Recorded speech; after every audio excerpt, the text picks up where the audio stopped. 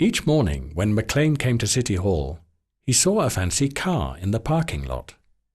When I just was elected, I was given a car that was supposed to be the car of the mayor. It was a 1978. Remember, this was 1985. It was a 78 Land Cruiser, the Toyota Land Cruiser, which was falling apart.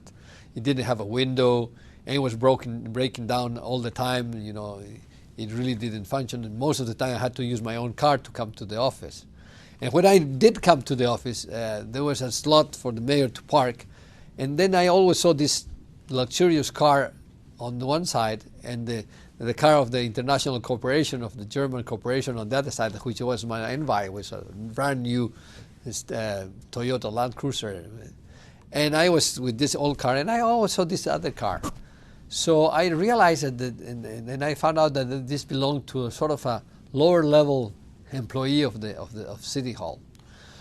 When we were studying the situation in the municipality with Bob Klitgaard, and we had the diagnosis ready, we had identified one of the sources of grand corruption, the cashier's office. McLean found out that the city cashier owned the municipality's soccer team, and that he had enough surplus funds on hand to offer personal loans to city officials. Clearly, something was wrong. The cashier was ideally placed. All payments in City Hall, be it fines, taxes or fees, were made at his window in cash. He was able to profit handsomely from the thriving black market in US dollars. So he would collect all this money through a window, a ventanilla, a window, in cash. He would take this cash, buy, say, $10,000. Wait for a week.